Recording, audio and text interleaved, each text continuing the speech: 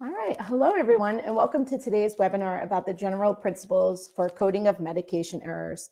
First off, thank you all for taking the time to sign up for this class today. So this class, unlike the MedDRA coding basics and the advanced MedDRA coding, will focus primarily on the medication error side of coding. So medication errors can be found in both the clinical and safety databases and can occur at any time, so it's important to understand the concepts associated with them. This webinar should last around 90 minutes to maybe 2 hours. We'll see how we go with questions and things like that. So in an attempt to keep this class as interactive as possible, I will be taking questions throughout the webinar today. So please feel free to ask a question via the questions panel in the upper right-hand corner of your GoToWebinar screen. Typically it's there. It might have shifted a little bit and Sarah can jump in and help if it did, but usually it's up in the upper right-hand corner. And mentioning Sarah, so I will be working with Sarah today. She will be monitoring the questions and ensuring everything goes well from a technical perspective.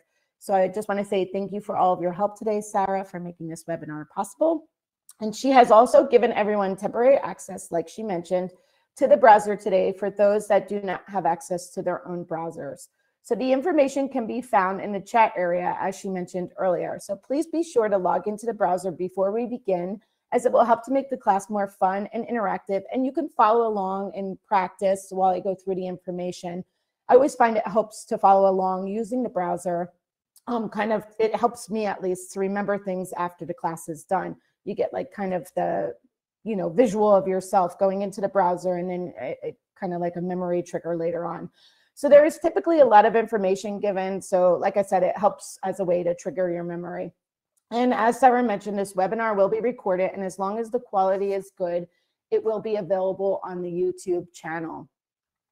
So with that being said, let me introduce myself. So my name is Nicole Fornerato, and I'm a clinical associate with the MSSO. I'm based in Northern New Jersey in the New York City metropolitan area. Coming to you today, actually, I like to give a little weather report when I start my webinars, but coming to you today from a very, very beautiful spring day. We have a lot of sun and nice day outside. I joined the MSSO about 4 years ago, but before I joined the MSSO, like all of you, I was a MedDRA user, daily MedDRA user. I worked in both clinical and safety or post-marketing environment using MedDRA in a variety of roles. So I was once in your shoes. So hopefully I could take you on a little bit of a fun journey to learn a little bit more about, or to learn some about medication errors today. Okay, this slide is just a general slide that we always show to let you know the ICH adopted the development of MedDRA in the mid-19th and became the owner of the terminology. So ICH then appointed the MSSO to take care of the maintenance and further development of the terminology based on user feedback, to provide and organize corresponding training, and to administer the MedDRA licenses. So all of these MSSO activities are overseen by the ICH MedDRA Management Committee. So the ICH is not only the owner of MedDRA, but also owns this training material. It is protected worldwide. You may use the slides with the exception of the MedDRA and ICH logos, but we'll have to clearly indicate that the ICH owns the copyright. And if you do use this presentation afterwards and you make any changes, they must be clearly identified, and any impression that the ICH has endorsed these changes must be avoided. So we just have to do our little disclaimer notes at the beginning. Let me get this slide all pulled up, and then we'll get going. So during today's webinar, we will cover a variety of topics, including the regulatory background for medication errors. We will then discuss definitions and terminologies for product use concepts based on the ICH guidance documents. After that, we will look into general principles for coding of medication errors.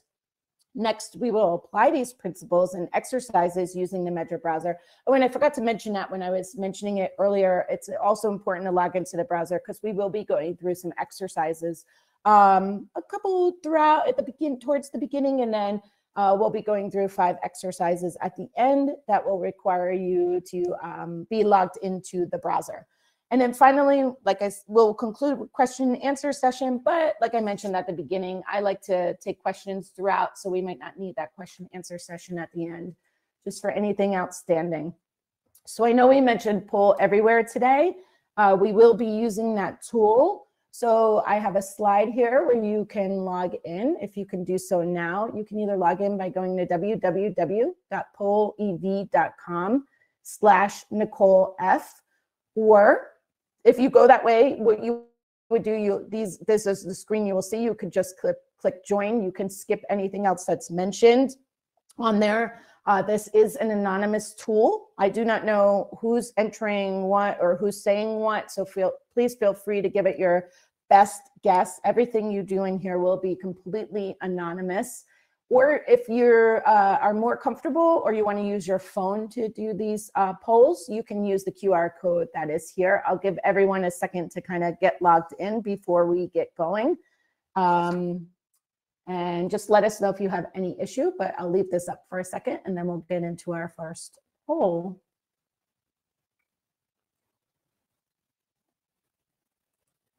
Okay, so I'm going to just activate our first poll. So the first poll we have is, where are you located today? And this is actually my favorite poll of the whole webinar. I love to see where everyone's located and what type of audience we have. Oh, we have a lot of people in Canada and Europe right now. Okay, India, South America, Central America. Very nice. Very exciting. I love to see the diversity of where everyone is located and where you're coming from. Great. All right, I'll give this another second. And it also looks like the poll everywhere is working, which always also makes me very happy. All right, we'll give it a couple more seconds for everyone to get logged in and get their response in. Wow, very, very nice. Looks like the least representation is the US today, which is very interesting because that's where I'm calling it. I'm doing this from today. All right, very good. Okay. All right. Let me go on to our second poll of the day. So I also like to, just to get a feel for who the audience is, I would like to know, what role do you perform? So if you can let me know, you could just type it in, and this will give you practice typing in responses, because later we will have a bunch of open-ended responses available. All right, see the representation. Okay, so right here, right off the bat, we have some clinical and safety. It's good. A lot of physicians.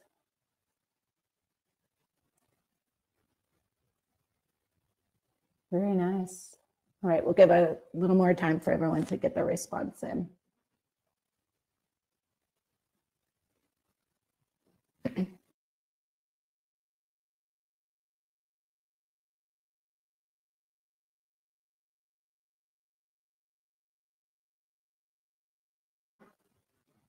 Okay, so as I guess is to be expected with the medication errors, we do have a lot of post-marketing pharmacovigilance people on the call, on the webinar. Oh, this is great.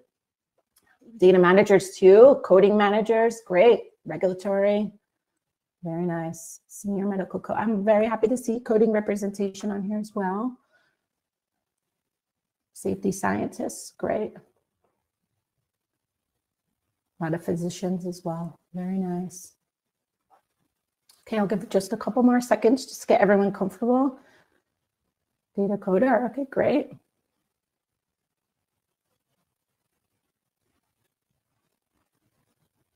Very diverse audience in region and in roles, so this is great. Okay, all right, so in interest of time, we will get started. So let me just through these two. Okay, so with the logistics out of the way, and we know that poll everywhere is working, let's get started.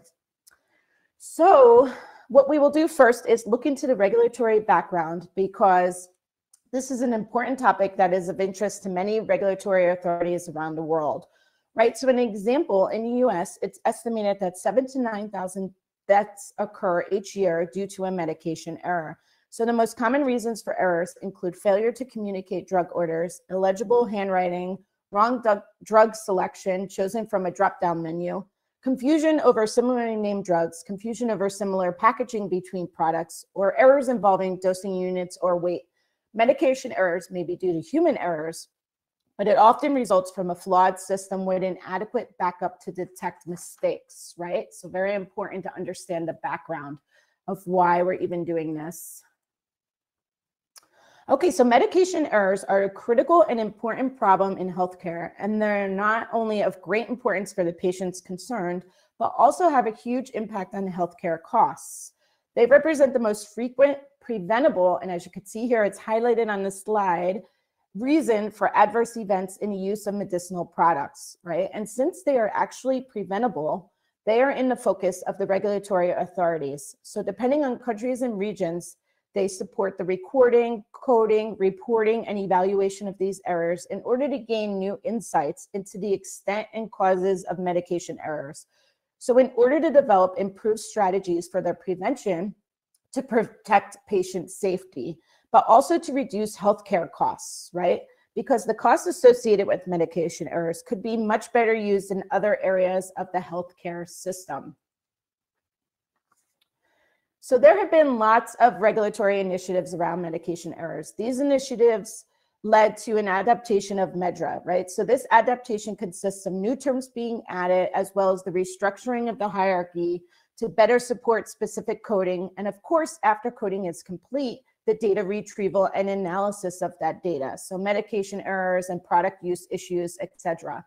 So this topic is not only relevant, like I mentioned earlier, to the post-marketing sector, but it's also very important for clinical development, including clinical trials. So the modifications to MedDRA also led to modifications to the points to consider and companion documents. You heard of them, you worked with MedDRA before. So before we move on to the next topic, I just want to take a brief pause to see if there are any questions. There are no questions at this time. Okay, great. So as I mentioned, the PTC documents, they've been updated and they supplemented to provide more guidance and assist MedDRA users on this topic. So this slide just serves as a visual representation of the points to consider, or like we call it, the PTC document. So as mentioned quite a bit in other classes, it's a good idea to become familiar with this document and its content. If you ever took any of my other classes in the past, coding classes, etc., you'll hear me say it all the time that it's really good idea to become familiar with this document. This is just taking a closer look into the document from a medication errors, product use issues perspective. You'll see that there's not much guidance around these topics, but there is some. Although it is kind of quite limited, right?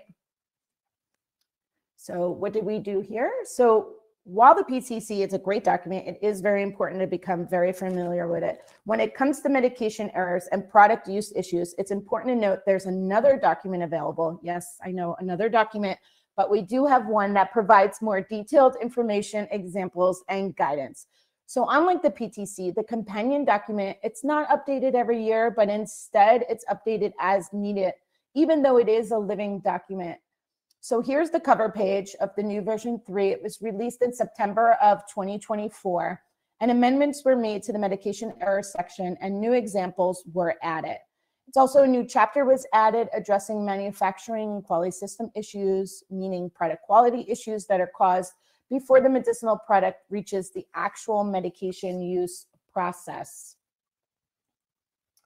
So here's just an excerpt from what you'll find within the companion document. You'll find much more detailed explanations around medication errors and product use issues. Like I said, we'll go into detail around some of these topics today. As also I mentioned, and I'll probably mention many times today, I would highly recommend taking a closer look at this document. I know it's another document and we're also busy, and the last thing we want to do is read through another document, but really when it comes to medication errors, this is a great resource to understand and read and have available. And I'll just show you real quick how to find it, how you can download it yourself. So if you come to our website, which is www.meddra.org, up in the upper right-hand corner, there is a little PTC here. It's a clickable link. You can just click on that, and it's that simple. Here, it'll pull up all our documents that we have available. As you could see, you don't need a username or a password. And you could see here the MedDRA points to consider is available. We have a redlined version for to show you the changes. And then we also have the companion document, the release 3 that I was speaking of, available. And we have it in PDF and Word. And it's just as simple as you just click on the document and then you can download it to your machine. and you have it right here available for you to use. And you see how quick that is, even in real time. So just to give you an idea of where it is, and again, this session is being recorded. So you can always, if you forget, you can always go back and re-listen to this or watch it and see how to access the document. Okay, so before we go into further details, we will have to familiarize ourselves with the terms that refer to medication errors and other product use errors and issues. Always important to understand the definitions, right? So here, the concept description of the term medication error taken from the MedDRA browser. So a medication error is any unintentional and preventable event that may result in improper use of medication or harm to the patient, right? Let me just pull up this whole slide so you have it available. So while the medication, harm to the patient, while the medication is under the control of those involved in the medication use process, meaning physicians, pharmacists, nurses, patients, consumers, or even their families. The second aspect that is highlighted in green is important to remember. These errors occur during product use in the medication use process. So when the product is under the control of the healthcare provider, patient, or consumer. The term does not refer to errors that occur during manufacturing or are caused by the wholesalers. In other words, outside of the control of the healthcare provider, patient, or consumer. And the concept description further explains that the medication and other product use errors may be related to professional practice. So the products themselves and healthcare processes and systems, including prescribing, communication of orders, product labeling, product packaging and nomenclature, preparation of products and their dispensing, distribution, and administration, as well as it can also be related to education and product monitoring. So I know that's a mouthful, right? So the PTC document for the MedDRA term selection, it contains a table in chapter 3.16 where product misuse, abuse, and addiction are addressed. So this table facilitates a high-level classification of product use errors and problems, comparing misuse, abuse, and addiction with the concepts medication error and off-label use, as you can see here. So 3 criteria are used for this purpose. Was the deviation intentional, meaning a conscious decision, or did it happen in error? Was it unintentional? Who caused the event? So who triggered it? Did the patient or the consumer or a healthcare professional trigger it? And did it happen in the context of therapeutic use of the product? Yes or no? So as you can see, we have an definition of, I just want to make one thing clear though, definition of misuse may not always include the concept of therapeutic use, right? Misuse may be similar to the concept of abuse in some regions, like for instance, in German-speaking countries. So please keep that in mind as we go through. But you could see here, a misuse was an intentional, misuses are intentional, yes. Who usually does misuse, patient or consumer? Therapeutic use, yes. And then where you can find it in the document in case you're interested. And again, you will have this screenshot available. And as you could see here, medication error is the only one that's marked no, because it is indeed an error. So it is not intentional, it is unintentional, as we spoke about. And anyone can really be responsible for a medication error. Okay, so let me illustrate these scenarios with some practical examples. So here we have Lisa, and she has stress at work. In the first scenario, the doctor prescribes 1 tablet of a sleeping pill a night to help her sleep better. But since she is still awake, it's 3 o'clock in the morning, she decides to take another tablet. This is a conscious decision on her part, meaning a deviation from the prescribed treatment regimen for therapeutic purposes. So in other words, an intentional misuse, right? Drug misuse of the medication, an intentional drug misuse, right? So here we have a second scenario. A friend advises her to look for painkillers on the internet to calm down. She orders the medication and takes 1 tablet a day at first, but then continuously increases the dose to 4 tablets a day. Here we also have a conscious decision by Lisa to take these painkillers to calm down. So she deviates from the actual therapeutic indication and gradually takes too much of them, right? This constitutes a product abuse or drug abuse. Is it becoming more clear now a little bit? So in the third scenario, Lisa does not tolerate the sleeping pill. She is dazed after waking up, so the doctor prescribes her a painkiller off-label instead. So here we have a conscious decision by the doctor for therapeutic purposes. And we also know that this is an off-label use for unapproved indication, right? As you can see there, of the product or the medication. So please note that the 3 criteria which are required for the high-level classification as off-label use are met. But for coding purposes, additional information is needed to finally code to an LLT under the PT off-label use. So to code to the LLT of off-label use has to be explicitly mentioned in a verbatim or case in order to be able to code the information accordingly.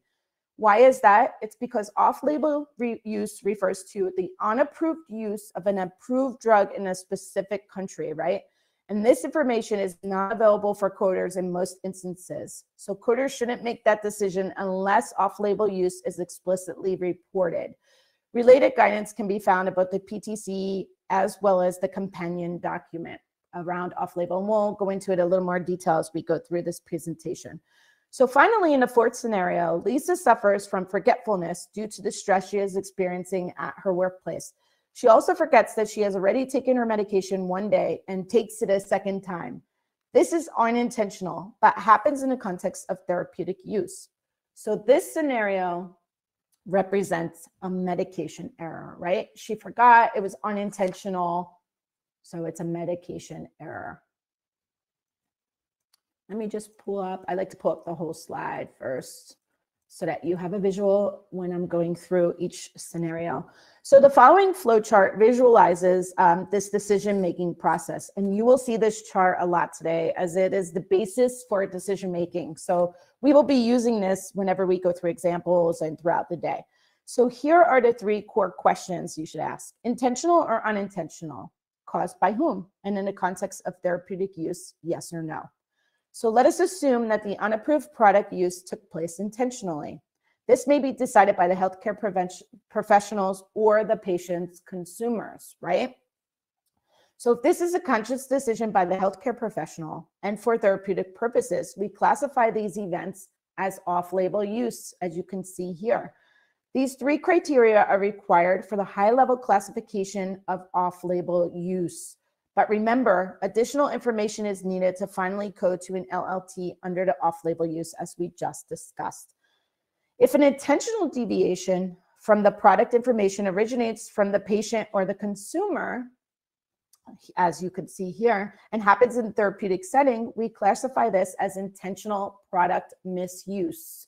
So as you can see here, if the deviation does not occur within the therapeutic use of products, so no is here, the deviation is classified as drug abuse or drug addiction, right? Dependence. And then if an unapproved product use is unintentional or accidental, this can also be caused by both the healthcare professionals, as you can see here on the left, or the patient's consumers, as you can see here on the right. If this occurs in the context of therapeutic use of the relevant product, it is classified as a medication or product use error. So as you can see here. So again, you'll be seeing this chart a lot, and we'll be going through it quite a bit today. Okay, so you may now argue that in many cases, it's not clear whether such a deviation was intended or unintended. So here you can see an example for such a scenario. It's reported that the patient took an extra tablet before going to bed. If no further information is available, we do not know what the background was, right? Did the patient misunderstand the doctor's instructions or the package leaflet? This would then represent a medication error. Did the doctor mistakenly give her the wrong schedule with a prescription? This would also represent a medication error. In this instance, a prescribing error. Or another question you could say, or is the patient's discomfort getting worse at bedtime, and so she decided to take one more tablet? This would constitute an intentional drug misuse, right? Or you can even say, did the doctor decide to use the drug off-label because he was convinced that the treatment would be more effective this way, right? Our case information does not allow for any of these classifications. So what can be done when getting similar reports for coding purposes when no further information is obtained? right? What do you do when you're stuck and you have no further information? Which happens quite a bit, right? So now for coding scenarios, MedDRA contains some very vague, non-specific preferred terms. So if it is not clear, unsure, right, whether such an event happened by mistake or intentionally, product use issue can be used. It's a very general term. And if it's not clear whether an intentional deviation from proper product use happens for therapeutic reasons, a suitable LLT would be intentional product use issues under the PT intentional product use issues, which can be selected. So there you go. Now we have two neutral terms that can be used. So the flow chart shown before must therefore be expanded with these two neutral terms shown before. So you can see the question marks here available on the chart. If it cannot be clarified whether an intentional deviation from the label by the patient happens for therapeutic reasons or not, an appropriate LLT under the PT intentional product use issue should be assigned. And if it cannot be clarified whether an unapproved product use by an HCP or patient consumer occurred by mistake or intentionally, an appropriate LLT under the PT product use issue should be assigned. So here is just, these two are quite vague terms, but let me just pull it up in here, get them all highlighted. Oops, went too far in my highlighting. So these two are quite vague terms, but you'll find other more specific terms in MedDRA for dose or schedule deviations, which are, so to speak, neutral because they do not contain the information accidental or intentional.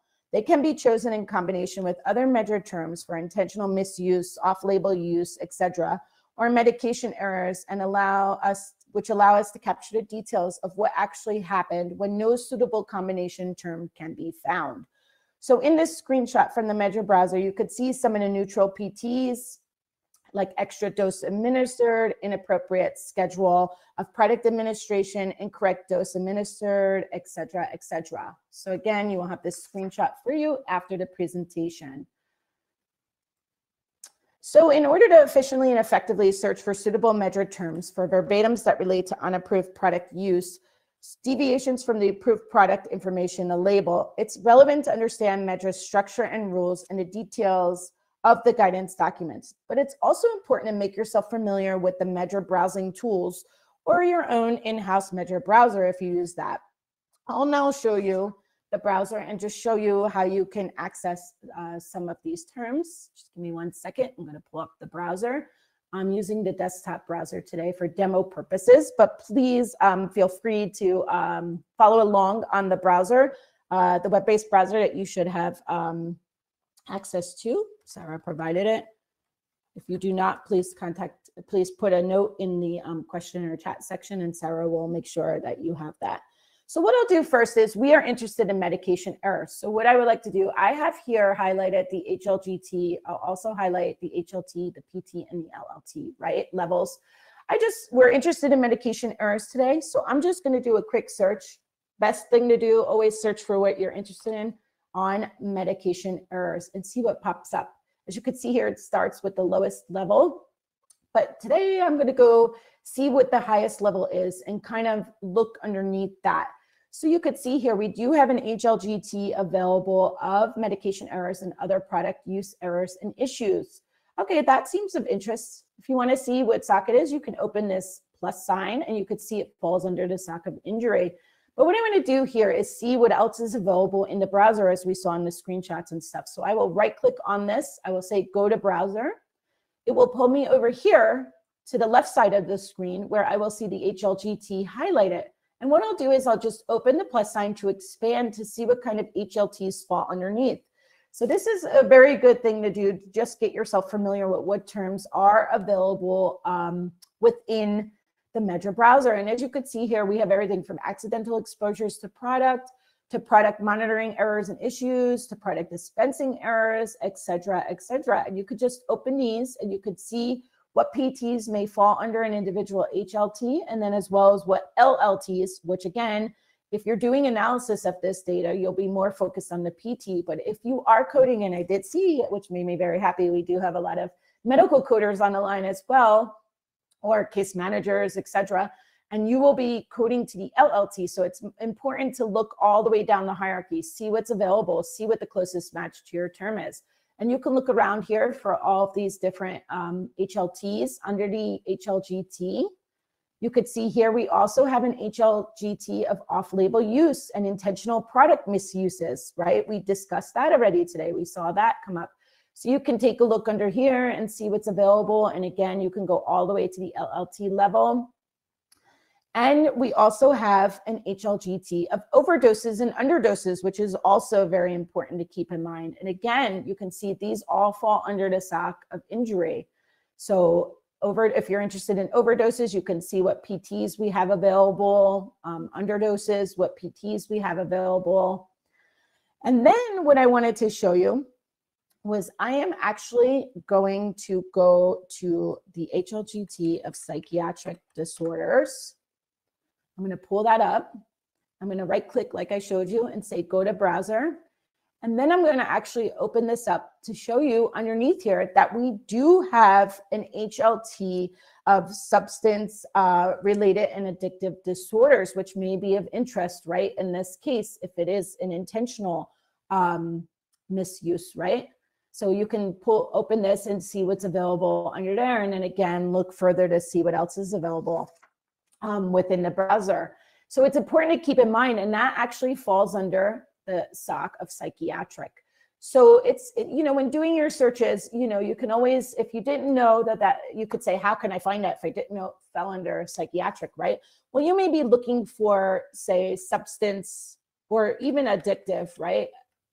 You could just type a truncated piece of the word and say, okay, let's see. And then you'll come to the HLT and it will come up here. And then you just right click on it and it will take you right where you need to go. So you don't need to necessarily know it fell under psychiatric. Again, this is for demo purposes. So in order to, shorten the time here, I just took you right there, but you can also or even substance, right? And then see what comes up. And I always go to the higher level and then right click and go to browser. And then you could see here, you'll get you there the same way. And one last thing I wanted to show you in the browser is the MedDRA concept descriptions, because it's very important when dealing with what we're talking about today, medication errors. So you just, in the browser, sorry, I have to pull my browser back in. In the browser, here we go. You just, in the upper left-hand corner, you just click MedDRA concept descriptions. It will take you to here. And you could see we have definitions for everything from abuse to addiction. If you want to see off-label use, you could just click the O. It will take you right down here. Overdose, prescribing error, etc. This is also the definition for medication error, medication monitoring error, misuse. Everything is in here. So this is such an important piece to have available to you, or if someone's asking you, about a definition or how or why things end up in the browser the way they do or in MedDRA, etc. You can always use this as a reference. Okay, so for the browser, that was all I had for today, because those are the pieces that will be most important, especially when we're going through our exercises later. You can kind of remember some of the tips and tricks I just gave you and use that when you're searching for your terms. So this slide here is just a screenshot of where to find the concept descriptions that we just discussed. So on the web-based browser, it will be similarly located on the top, and you just click on that and you can go in and find it. And then here is a screenshot of what we talked about, just so you have it for future references, so you don't have to remember to go in under psychiatric disorders. They're highlighted here, the HLGTs and HLT that are of interest, and it shows you the hierarchy so you can see which SOC they fall under as well. Okay, let me pull up everything here. Okay, so what kind of terms can we find under the HLGT medication errors and other product use issues, errors and problems? So we can find PTs for certain types of errors, such as wrong drug, wrong patient, or wrong route, right? And terms that link to an error to a stage in a medication use process, such as the prescribing stage. So other terms combine a type of error with a stage in the medication use process. So some reside under a more general PT, Others are represented on the PT level, as you can see in the example. So in addition, there are terms for intercepted errors prevented by a third-party intervention so that they didn't reach the patient. MedDRA also contains 2 PTs that describe the possibility of an error or signal a circumstance that could potentially lead to a medical device use error or medication error, as well as some more vague PTs, which can be used when it is unclear whether the reported incident was due to an error or happened intentionally, right? So you can see that the LLTs linked to a medication error, PTs, are often more than just synonymous terms. They often contain more specific information. So for example, PTs for errors reflecting a stage of the medication use process may contain LLTs for specific types of errors occurring within that stage. So always search for the most specific LLT when coding to capture the full information of what has been reported. So with that being said, and after showing a little browser demo, I am actually going to test your knowledge now. So we're going to do a little exercise. I'm going to activate this. So how would you code dose taken was below the minimum recommended dose in the product label? Dose taken was below the minimum recommended dose in the product label. You could search a browser and then type in your response in the poll everywhere. And let's see what you come up with. We'll give everybody a couple minutes here to have ample time to search the browser. So dose taken was below the minimum recommended dose in the product label.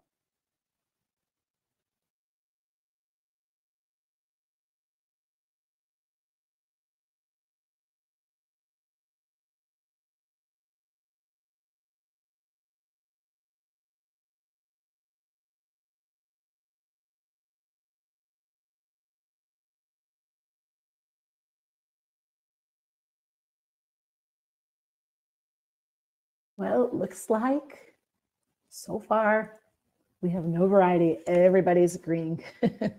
We'll see how it keeps going. Okay, there we go. A little variety. Wrong dose.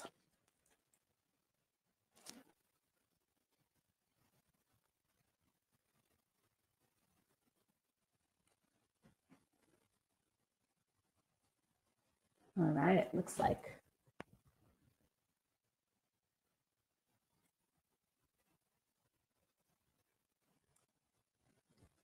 Okay, we'll give a little more time.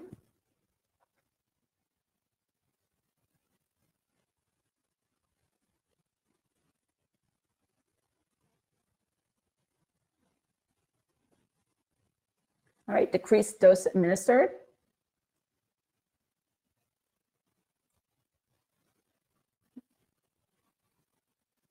Insufficient dose. Okay, again, remember, use your browser too to search for terms. Okay, so in interest of time, I'm going to pull back up my presentation. And we're going to go to the final proposal. So most of you voted for underdose, and in this case, that is correct. So the concept, so very good job. The concept description for underdose is the administration of less than the minimum recommended dose in quantity and or concentration. So what is reported is definitely an underdose. And we don't know whether this underdose was taken accidentally or intentionally. And that is why we have to select a vague term that is underdose and not accidental underdose, right? And I didn't see any of those coming through. This also, it's important to note that this is not a dosage error. So based on concept descriptions, if we go back to what I showed you in the browser, the term dosage refers to the determination and regulation of the size, frequency, and number of doses. So a broader term that does not only cover dose deviations, but also administration schedule and duration.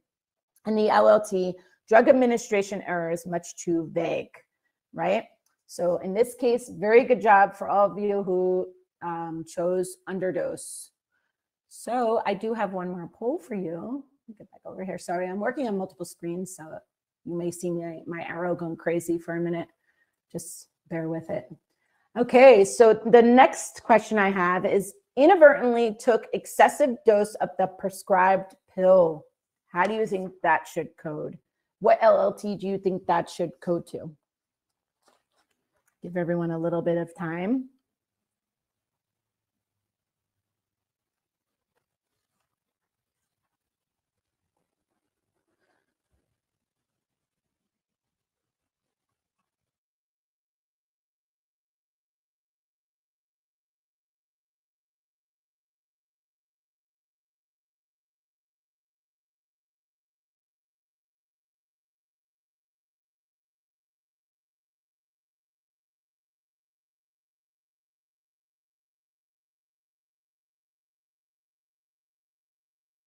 Okay, I see responses starting to come in now. It looks like there's some variety here.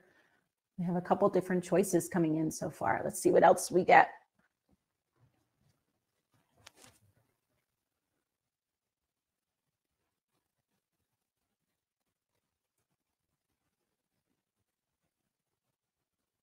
Okay.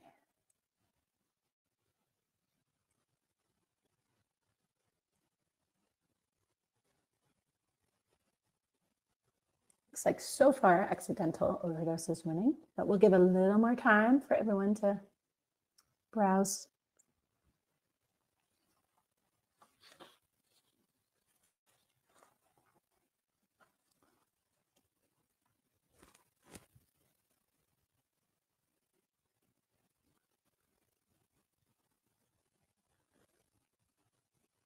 Okay, it looks like a lot of agreement. See, we have lots of people from lots of different roles, from lots of different countries and regions of the world, and it looks like we are still, oh wait, there was one there, accidental dose increase.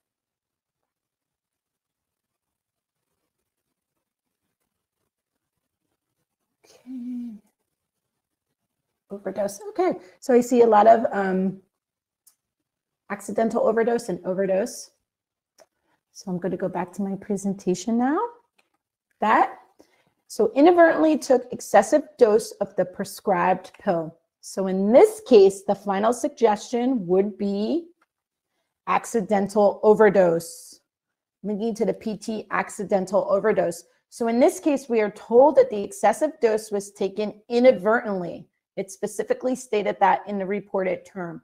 So accidentally, but this is an accidental overdose or an accidental dose increase. So do you remember the concept description of overdose? So overdose is more than the maximum recommended dose in quantity or concentration. So an excessive dose, and it specifically states in the term excessive dose here. So that's why we went with accidental overdose. So good job, everyone who chose that. And hopefully these were just like our 2 little warm-ups as we go through. We'll have 5 more exercises towards the end that will get a little bit, more in detail with somebody's going through some of these principles that we have as well.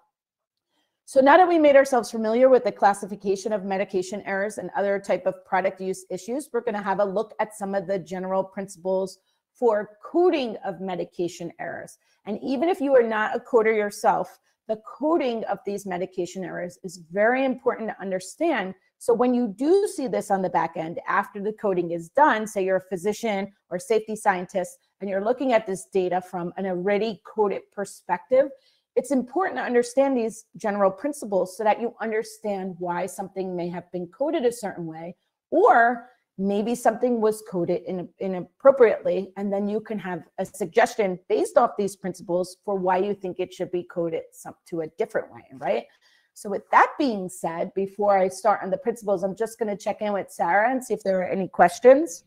We did. We just have one, and it says, in a scenario, if there is just mentioned that the prescription mentioned, example, an unapproved dose, does this qualify for LLT off-label dosing use coding? Can you repeat that one more time? There was a lot of information. So it says, in a scenario, if there is just mentioned that the prescription mentioned, for example, an unapproved dose, does this qualify for LLT off-label dosing use coding? Off-label. So unapproved dose, let's just look at this from a browser perspective real quick. So we'll just go to unapproved dose. So we can't, off-label, again, we do have terms for unapproved dosing regimen, unapproved dose administered, etc. And again, remember with the off-label use, which we're going to go through this in more detail, but with off-label use, you can only code it to off-label use if it specifically states off-label use. That is our guidance around that. So hopefully that answered the question, and we can always come back to it if there's an additional question based off of that. But we do have terms available for unapproved dose without necessarily saying it's off-label if it doesn't state that. Okay, so to get started on the coding general principles, first I will give a short reminder regarding the basic rules to be followed for coding with MedDRA. So remember, the quality of the reported information and the extraction of relevant information during data entry are a basic requirement for good and meaningful coding. If the information received is vague, maybe ambiguous, poor quality, ask for clarification, right? We all know that this data comes in on a regular basis, and sometimes there's really not much we can do about it besides ask to get it clarified and hope that it really does get clarified. And also, one little tip or trick that I learned along the way of, working in coding for so long in my career and other roles as well using MedDRA is when you're asking for clarification, be as specific as possible. Use MedDRA to your advantage. Use the hierarchy available. Use reasons why you're asking these general principles. Work that into your query somehow, and then it tends to allow for a more specific response, right? Where you don't have to go back and forth 100 times. So just a little tip to keep in mind from things that maybe worked for me in the past. So coding is done, like I mentioned, at the LLT level, and the LLT that most specifically reflects the reported incidents and events should always be selected. Very, very important to remember. That's why if you remember when I was showing you the browser, I was showing you that there's multiple LLTs under PT sometimes. And while for analysis purposes, your focus is that PT, for coding, it should always be that LLT and getting that reported term to the most specific LLT available, right? So nothing should ever be interpreted, added, and no relevant information should be omitted. This is the basic rule of coding. Code as reported, right? Don't try. Sometimes I always say, and like if any of you have ever attended one of my face-to-face or ever attend it in the future, you'll hear me say, sometimes you have to take like your little hat off, right? We all get siloed into what we do. A lot of physicians, I've worked with a lot of physicians in the past and things like that. And sometimes, you are so used to seeing something and being able to interpret it a certain way. But really, when dealing with medical coding, medication errors, all of this information, the best thing to do is kind of take that physician or whatever cap it may be off and kind of look at it for what it is, right? What is reported? What can I do with this? What rules do I need to use to kind of code this term, and then code it as is, and always ask for clarification if it's ambiguous or vague, etc. Or if you just can't find something that matches to the, perfectly or whatever. And of course, only current LLTs should be used for coding. So we discussed this a lot in our coding classes. I won't get into too much detail, but always use current LLTs. You should never use a non-current for coding. And I assume you are all very familiar with these coding rules, right? Since we are in a medication error, and this is a little more advanced, I would say, from a coding perspective. Okay, so for coding product use errors and problems, the following tips may be helpful. So one item of importance is to become familiar with like I said, the MedDRA concept descriptions and the PTC, right? Can't say that enough, and the companion document. You should also have good knowledge of MedDRA structure and hierarchy, particularly in the SOC of injury, poisoning, and procedural complications, right? Once you have found a potentially appropriate LLT and PT for the reported incident, check if the placement of the selected LLT and PT accurately reflects the reported event, right? And then it's always best to search MedDRA hierarchy top down when coding medication errors and other product use issues, unless you're very experienced in coding such incidences. But even then, it's always best. And that's what I showed you, like the top down, bottom up. It's just terminology we use. But if you come here and you go to, sorry, I'm trying to get my mouse to, here we go. and you come to the substance reviews, this is just a top down. Like you're just clicking and opening. And from here, you're just clicking and opening to see where this falls. That's all that means. So it's nothing too complicated, or it shouldn't be too confusing. And finally, if you can't find a specific term for medicines, vaccines, or medical devices, look out for a product term that may be suitable for your coding task, right? Okay, so the companion document specifies some principles for coding medication and other product use issues. So I'm just going to pull these all up because it's easier for me than clicking while I'm speaking. So when to use the PT medication error. So it also contains when to select more than one term, when to use the PT off-label use, which we already had a question about earlier, which we'll get into more detail now. And then how to capture potential and intercepted medication errors, how to capture both the specific type of error and the stage of the medication use process where the error occurred, when to capture the contributing factor leading to medication errors, and that we should not infer a medication error. So also to capture medication errors related to products with a drug delivery device. So this section was rewritten and amended as it was previously titled Device Use Errors, Wrong Technique, and Device Malfunction. So if you're interested in these products because they are relevant for your company and your coding tasks, I would recommend taking a look at this section, as we will not be able to go into all the details today for drug device, drug delivery, etc. But now, with that being said, we will address these general principles one by one. Okay, so the first principle, this refers to the use of PT medication error. So as coders, we should not use this term unless we have no further information reported in the case, right? If you have further information, then search the hierarchy under the HLGT, medication errors and other product use errors and issues, and select the most specific LLT that you can find. And if a specific error is reported, but you cannot find any suitable term, please, we ask that you submit a change request to get a better term added to MedDRA. I won't go into details how to do that today, but we do have a change request process. If you are interested in that, we have other classes that cover that in more detail, how to submit a change request. But that is one of the best ways if you are working with these terms and you can't find something that is completely perfect and you feel like it's not available in MedDRA, submit a change request to us. Okay, so here is an example.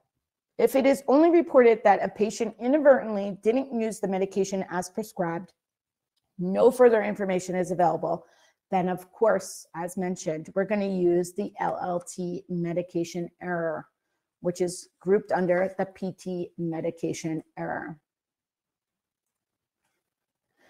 Okay. So sometimes you will get a report of a chain of events where an initial error leads to additional consequential errors or even adverse events in the patient. So code the initial and originating error as the priority. All consequential errors in the medication use process and adverse events have to be coded in addition as reported. So if a prescribing error for the wrong drug is reported that consequently resulted in wrong drug being dispensed and administered, the full information should be coded by assigning the LLT wrong drug prescribed plus the LLT wrong drug dispensed plus the LLT wrong drug administered to capture these additional errors. And do not forget to also capture the contributing factors that led to this chain of events. So we will discuss these contributing factors in more detail in a moment.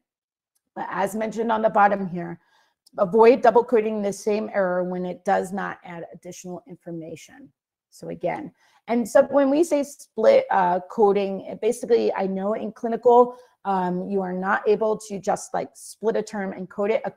When I say that, I mean a query should be issued to have this term split, and then each of the events coded individually. In safety, you have a little more leeway at times where maybe additional information can be added within parentheses, or there may be another way within your system that you are able to have this term split out without necessarily issuing a query. But in clinical, you always have to submit a query.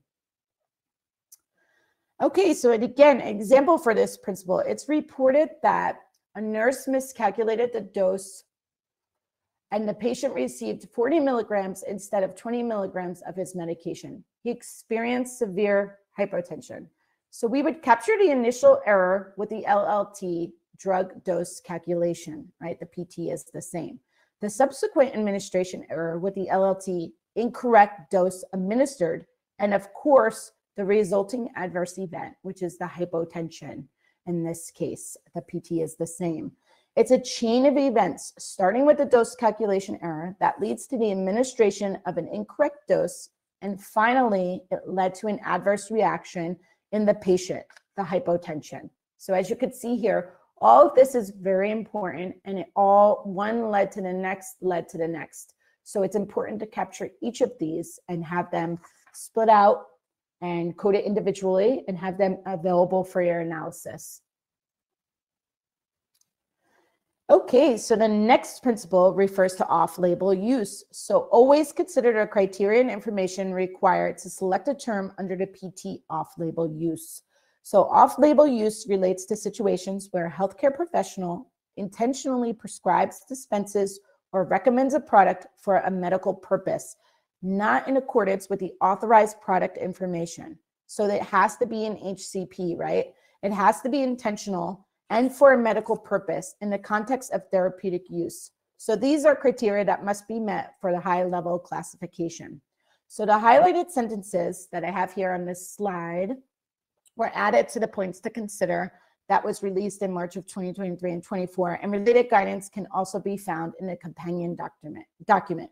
So as a coder, off-label use terms should only be selected when off-label use, like I mentioned, is specifically mentioned in the reported verbatim.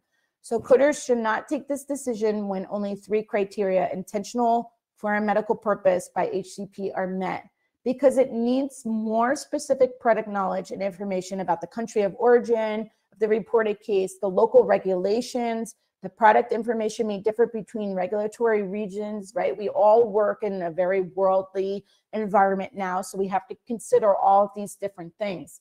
So try to obtain clarification, but if no further information can be obtained, do not infer that off-label use occurred, right? So very, very important to keep in mind. Regulators are very clear on this, and you'll see this in all examples of off-label use in the points to consider document. The off-label use is clearly named in the wording.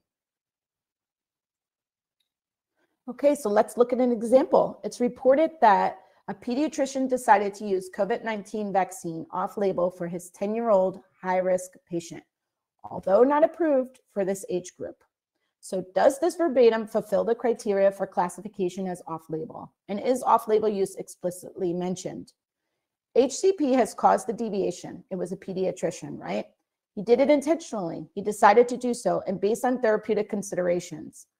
He wanted to protect his 10-year-old patient from an infection. We were also told that he decided to use the COVID-19 vaccine off-label, meaning that the vaccine is approved for immunization of COVID-19 in a respective country, but not in this age group.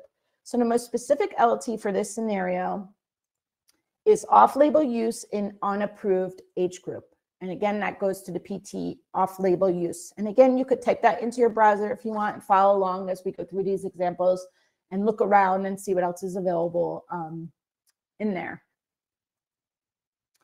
Okay, so principle number 4 refers to potential medication errors. So such incidents should also be captured, and MedDRA has 2 PTs for doing so: circumstance of information capable of leading to a medication error, with several more specific LLTs underneath, and PT, circumstance or information capable of leading to device use error. So the type of potential error has to be captured, as well as the PT, circumstance or information capable of leading to medication errors. Group several specific LLTs for doing so, like the LLT, potential for medication error, wrong dose, the LLT, potential for medication error, wrong drug, and the LLT, potential for medication error, wrong route, or maybe even the newly added LLT, database system product information issue. In addition, MedDRA terms that help capturing the contributing factors should also be selected, like for instance, the LLT, drug label lookalike. So why do some regulators want to receive this information? are actually very keen to receive such information? Well, in such scenarios, no medication error happened yet, but could, of course, occur in the near future based on the reported contributing factors like drug name confusion, etc. So when understanding the background for these potential errors, regulators can take steps to help prevent errors even before happening.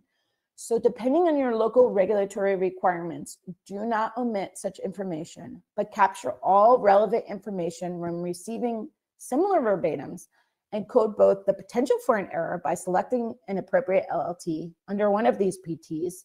And if a specific potential error or type is reported and no combination term is available, like we mentioned, you may have to query to have this split or split it and code these terms individually. And last but not least, do not forget to also code the contributing factor or factors, right? Very important. So now we'll look at an example of this. So here again, we have an example. A pharmacist reported that the blurred print on the drug label could lead to a medication error, that a wrong dose could be administered. No medication error occurred yet, but the pharmacist saw a circumstance, the blurred print on the label, that could lead to this error in the future. So remember, I'm going to pull all this up. So remember, we would code the potential error by selecting potential for medication error, wrong dose, under the PT, circumstance or information capable of leading to a medication error. A perfect combination term that captures the potential for a medication error and the type of error. If no such term would be available, again, you may have to split this term and code it individually. It would become necessary, and a type of potential error would have to be captured in addition by assigning LLTs like wrong patient or wrong schedule or wrong rate. And we would also code the contributing factor that could lead to a medication error. Here, the blurred print on the label by selecting the LLT product label text illegible under product label issue, as you can see here.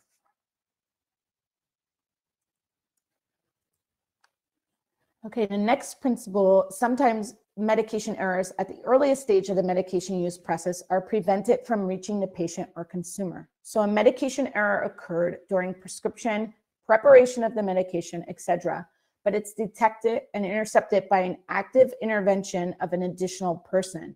So when such scenarios are reported, the selected term for the intercepted error should represent the stage where the error occurred, not where it was prevented. So very important piece of information here. So the intercepted error should reflect the stage which the error occurred rather than the stage at which it was intercepted. So keep that in mind as we go through our examples as well, or our little coding exercises later. So here we have the pharmacist dispensed the wrong drug, but the nurse identified the error and did not give it to the patient. So again, we would code the intercepted drug dispensing error under the PT intercepted product dispensing error, capturing the stage where the error actually occurred. We would not code the intercepted administration error because the nurse did nothing wrong, right? The error occurred at the dispensing stage, so it was never administered. It was caught, it was intercepted, and that is the stage at which we would code the term. Okay, so now we will move on. We already talked about, let me pull this up. We already talked about the stages of the medication use process when looking into the HLGT medication errors and other product use errors and issues, and the MedDRA hierarchy underneath. So the slide shows the different stages, starting with the storage of the medication, continuing with the prescribing stage, transcribing stage, preparation and dispensing stage, the administration stage, and finally the monitoring stage. So one of the principles, MedDRA coding rules, code as specifically as possible, capturing the full information of what has been reported. This also applies to the coding of medication errors, meaning that if a specific error is reported that occurred at a specific stage of the medication use process, we should capture the full information. So the type of error and the stage where it occurred. So MedDRA contains many terms that capture both the type of error and the stage, like for instance, wrong drug prescribed, right? So the type, the wrong drug, and that it was prescribed all in one term. Other LLTs only capture the type of error, like wrong drug or wrong dose. If the stage where this error occurred is unknown, you can just select the LLTs for the type of error. And others capture the stage only, like LLT drug prescribing error or drug dispensing error. Again, if the error is not specified, you would just select an LLT to capture the stage where the error occurred. So always capture both the stage and the type of error where it is known. If the stage is not known, you capture just the type. If the type of error is unknown, capture just the stage. So pretty simple, right? So capture both if you can, if they're both known. If one's known and not the other, you capture that one. Pretty simple, but very powerful, I guess you could say, at the end of the day. All right, so when both the stage and the type of error are reported, you would look for a combination term in MedDRA and use a single LLT to capture the full information when possible. So this can be seen in the first example. So when it is reported that the pharmacy dispensed the wrong drug, the LLT wrong drug dispense would capture the full information. There's no need to assign two codes, right? Like wrong drug and drug dispensing error. But sometimes you may not find a suitable combination term. If it is reported that a doctor mistakenly prescribed the wrong strength, you would have to split that, query to split, like I said, or just have it reported individually so that they can each be coded individually to capture the reported information in full by assigning wrong strength and the LLT drug prescribing error to the individual terms. So again, sometimes these terms do have to be split in order to be able to capture both. So mistakenly prescribed wrong strength, we want to get that wrong strength captured. And then we also want to capture that there was a drug prescribing error in this case. Okay, so we already shortly addressed the contributing factors when talking about potential medication errors. So the new version of the companion document provides a MedDRA concept description for a contributing factor. So if a medication error is reported in conjunction with the actual cause of this error, then always select a term for the contributing factor plus the resulting error. Remember what we discussed earlier. Contributing factors are critical to understand why an error occurred and to identify interventions that can be undertaken to prevent the error. And that is why many regulators are very interested in obtaining information about these contributing factors. But of course, there are contributing factors which are not in the scope of MedDRA. An example of this is organizational system issues such as noise level, fatigue, staffing issues or levels may contribute to medication errors, but these factors may not have specific MedDRA terms. So such scenarios can be coded to an overarching or general term like the LLT organizational systems issue contributing factor. And the specific organizational system issues should be recorded in free text if you have that available, if you're in drug safety and you have free text available. And is the narrative section of the case report, right? So again, that more references towards the safety side of things, where you do have a little bit more flexibility and freedom in how these terms are reported, what free text you can use around these terms, things like that. Where in clinical, there is no such thing. You would have to query, and you only have what you have, and that's that. You don't have additional information around anything. Okay, so the next example describes such a case. So a doctor wrote a prescription for 40 milligrams of drug X for angina every 6 hours. But because of the illegibility of the prescription, the nurse administered the same dose. The nurse administered the same dose of drug Y, a calcium channel blocker used in the treatment of hypertension, for which the maximum daily dose is only 10 milligrams. So because of the error made, the patient received 160 milligrams of this calcium channel blocker per day, 4 times 40 milligrams. And a day after taking the first 4 overdoses of the calcium channel blocker, the patient suffered a heart attack and died. Ooh, that's a lot of information, right? And as you can see here, we have the illegible text. So what needs to be captured here after that mouthful of everything that happened? So at first, the illegible written prescription, right? The resulting medication errors, the administration of the wrong drug. So we have the written prescription illegible, the wrong drug administered. Then we need to capture the accidental overdose, and of course, the resulting adverse reaction in the patient, the heart attack. So remember, it's very important to capture the contributing factor or factors if reported. And of course, the indication for use, the angina pectoris, would also have to be coded as indication for use, right? So there, the contributing factor was the written prescription illegible. Okay, so this slide shows the next principle. Do not infer a medication error. Remember, another basic rule for coding with MedDRA, code as reported. Do not add or subtract relevant medical information. So the same rule also applies to the coding of medication errors. If you receive a verbatim that describes a deviation from the label and unauthorized use of a product, only select an LLT or LLTs that reflect what has been reported. Do not assume that a medication or device use error occurred if this is not made clear in the verbatim. So if it is reported that a nurse administered 50 milligrams of drug X, do not assume that this is a medication error. Try to obtain more information from the reporter or find out the dose range referencing the prescribing information of the respective drug. Very important to keep in mind. Okay, so the next slide shows the last principle that we will discuss today, how to capture medication errors related to products with a drug delivery device. So an increasing number of marketed products are intended for use with a drug delivery device, like a drug device combination or co-packaged in a kit or separately distributed but labeled for use within a specific device.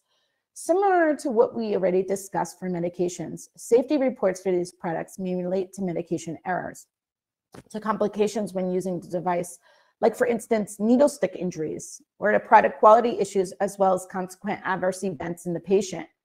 And as always, in case of incomplete or ambiguous reports, clarification should always be sought to clarify whether the incident is related to device issue, malfunction, or device use error. Again, if you're unsure, if it's unclear, best thing you can do is query for clarification and hope that they come back with clarification. And as I mentioned earlier, the little tip and trick I gave you to use after this class is make sure your query for clarification is as specific as possible.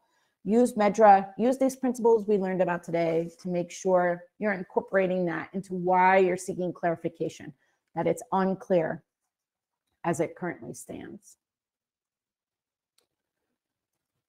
Okay, so let's look at an example from the new version of the PTC companion document. So it's reported that due to a new design, a pen was difficult to activate. A patient pushed the plunger button as hard as he could, but managed to deliver only a partial dose. So the device quality issue, the new design, led to problems when the patient was using the pen. Both need to be captured, right? The device quality issue and the device use issue. It's a chain of events. So the device quality issue is a contributing factor to the fact that the patient has difficulties using it. We would assign product design issue, which goes to the same PT, and it's grouped under the SOC product issues, the SOC of product issues, and the HLT of product quality issues. And we would assign drug device component difficult to use under the PT of device difficult to use. And that resides under the SOC of injury. As we saw earlier, we looked at the injury. And we also have to capture the consequent medication error by assigning partial dose delivery by device under the PT, incorrect dose administered by device. So again, it's a chain of events that requires more than one term to be coded, more than one issue or event that happened along the way to be individually reported and coded so that we can capture everything that actually went on here, from the product design issue, which first caused the problem, which the product design issue, which led to the delivery device component being difficult to use, right? And then that led to the partial dose delivery by the device. So it all kind of makes sense at the end of the day, right? So another key is to always read through the examples or your reported terms when you get them. Make sure that you are indeed capturing every single thing that went on, from the design issue to the delivery component difficult to the partial dose.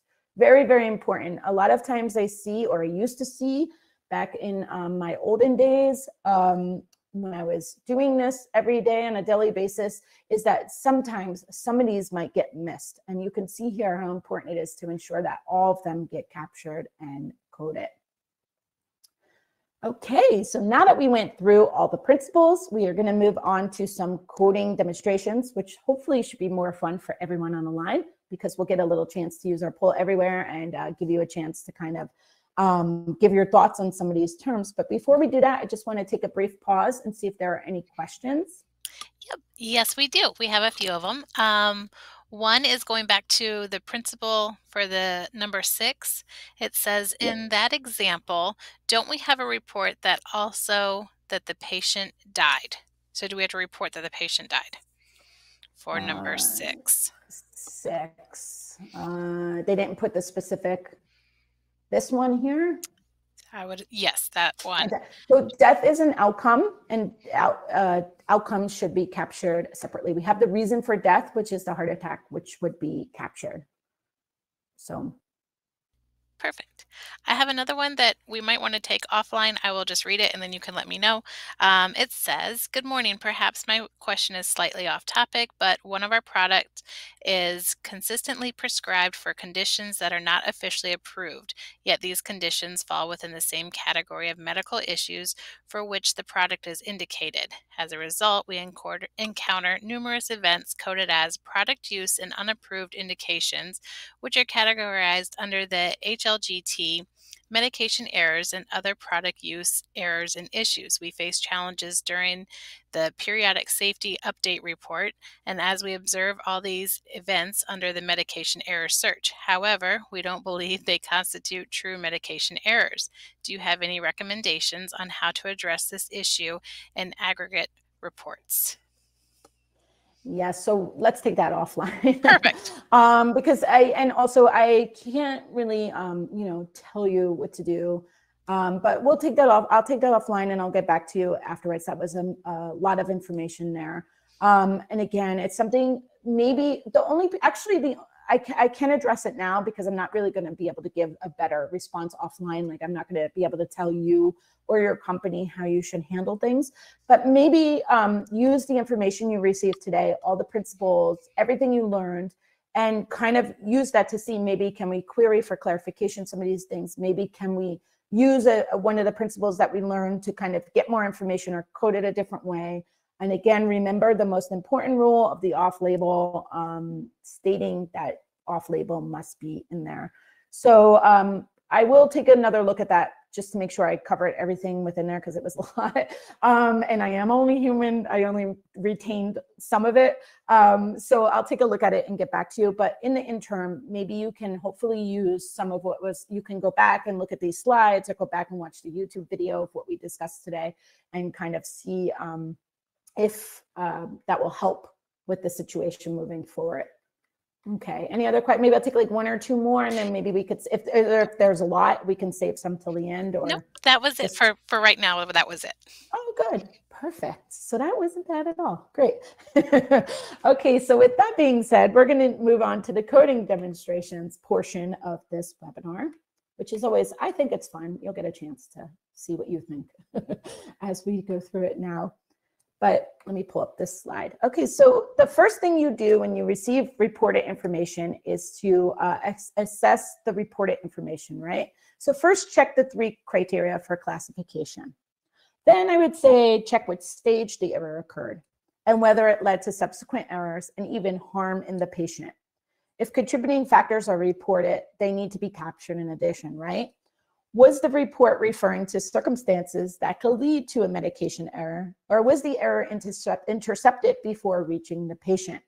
So because the type of report, the type of information that you get will influence the way you search for appropriate terms, it will help you to find the most suitable LLTs, the closest matches. So with that being said, we're going to move on to some examples and give you a chance to try at it, right? So here is our first example. It's reported that the nurse forgot to administer the second of 2 chemotherapy treatments to the patient. So the nurse forgot to administer the second of 2 chemotherapy treatments to the patient. What can we take from the report? Is it reported whether it was accidental or intentional? In this case, yes, it was. We know that the nurse forgot. So do we know who caused it? Yes, we do. An HCP, a nurse. Was it in the framework of therapeutic use of the product? Yes, it was. We also know the stage where the error occurred, right? So we do. So in this, was there a contributing factor that needs to be captured? In this case, no, there was not a contributing factor that needs to be captured. So let me just pull up my trusty pull everywhere. Let me deactivate this, and then we will go to our, so here we go. Give it your best go. So the nurse forgot to administer the second dose of the chemotherapy treatment to the patient. How would you code that? Let's see what everyone comes up with. I'll give you a little bit of time to search the browser and all that fun stuff.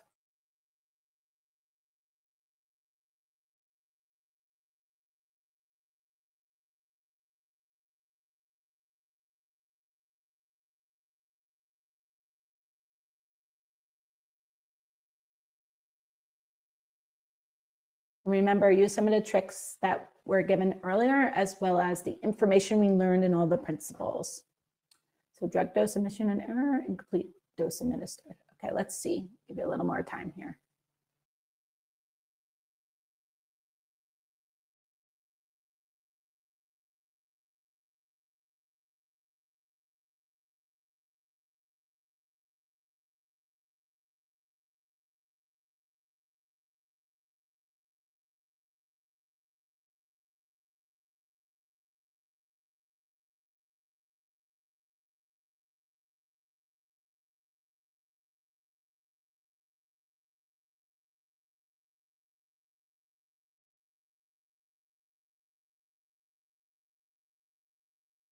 Okay, so I can see we're getting a lot of different responses, from drug dose omission and error to incomplete dose administered, unintentional omission, drug administration,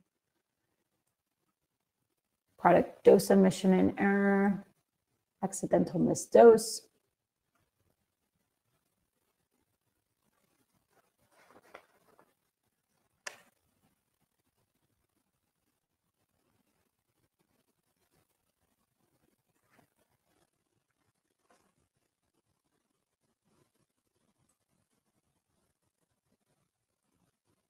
Accidental underdose, okay.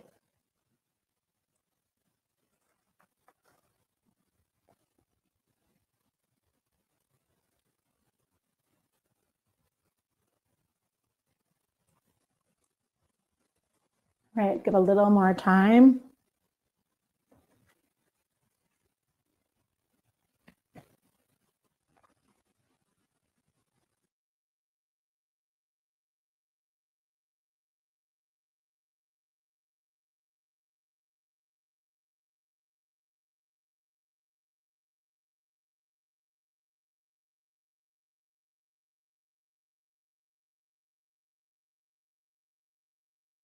Okay, so in interest of time, let me see. It looks like we got a lot of responses so far, which is very good. I like seeing this. A lot of different responses. I'll keep this open so people can keep responding as we go along. You still have more time to respond, but just in interest of time, I'm gonna move along with the presentation and how to go about getting the correct response for this. So again, what we first do, and what I always recommend when trying to code these types of terms, is use our decision chart that we saw and we will see many more times. So again, was the incident, we know that the incident was caused by error, right? So it was accidental. We know that it was caused by a nurse or an HCP, right? So we know that portion. And we know that it occurred in a framework of therapeutic use. So yes, there. So the incident has to be classified as a medication error. So with that being said, here are some examples from the browser. This is just showing some options to consider. So the SOC injury, under the HLGT medication errors, it was an administration error, right? So what I would recommend is that you look under there, right? And here is under there, you will find the PT of product dose omission and error with the LLT drug dose omission and error. And I could actually, I'll pull that up for you on the browser so that we can see it together. So we're just going to focus on the LLT now. So we're going to go for drug dose omission and error, right? You could see here the LLT under that. And again, you can right click and go to the browser and then look at what's around that term to see what else is available under there. But it's a vague term that can be used when it's not clear whether the dose omission occurred intentionally or accidentally, right? So then we have another term on this is inappropriate schedule product administration. It would be selected when it's reported that the dose omissions occur regularly, take place more often, like when a patient takes a once daily dose less frequently. We also have on here highlighted a drug use for unapproved schedule. It's grouped under the PT product use issue, a PT that's much too vague, right?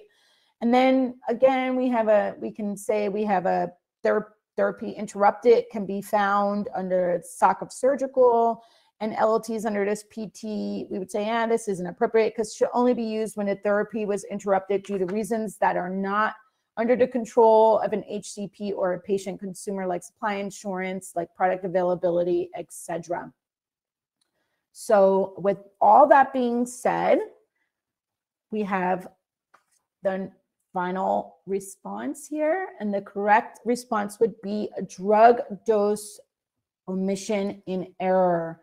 And it's under the PT of product dose omission and error. And I saw there were a lot of you that voted for this term. So great job there. And again, if we bring it up on the browser, we can see here that I think some people responded to missed dose and error, but we went with drug dose omission and error because it specifically stated that it was a dose and it was omitted. All right, so we'll move on to the second example. So here it is reported that a patient did not read instructions thoroughly and took drug X for prophylaxis instead of treatment of the approved indication. So what do we know based on this information provided, right? Is it reported whether it was accidental or intentional? Yes. Do we know who caused it? Yes, the patient. Was it in the framework of therapeutic use of the product? Yes, it was. We also know the stage where the error occurred. The drug was indeed administered, right? Was a contributing factor needed to be, does a contributing factor need to be reported?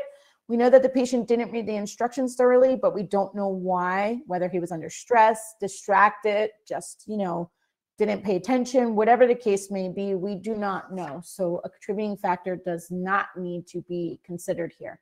So with that being said, I'm going to give you all a chance to see what you think for this one.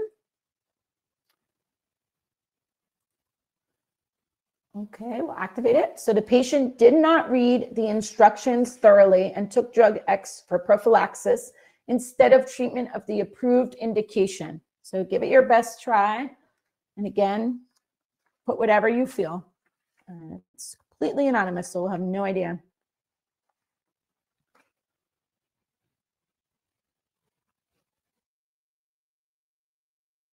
And remember, just as a general FYI, some of these terms may have more than one LLT that need to be coded, that need to be captured.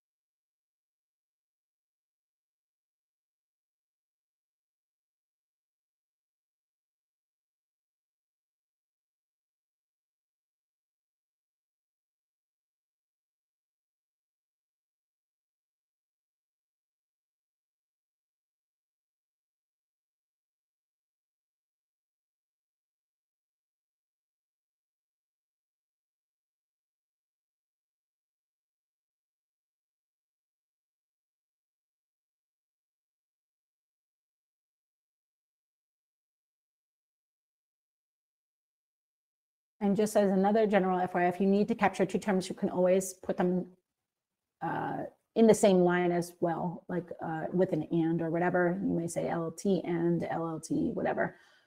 Just as a general FYI, I should have mentioned that before we started doing the quiz, but I think you all can figure that out as well. All right, so we're getting a lot of responses, a lot of different answers.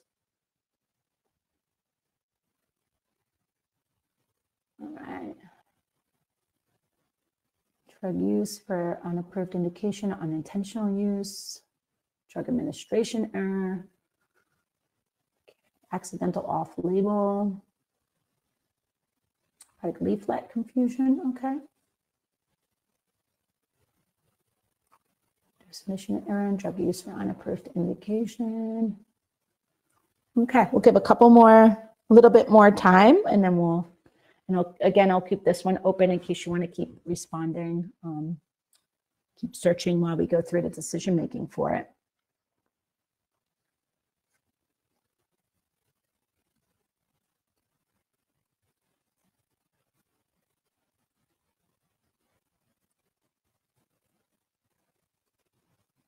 Okay, we're getting a lot of drug use and unapproved indication. Okay, so one more time.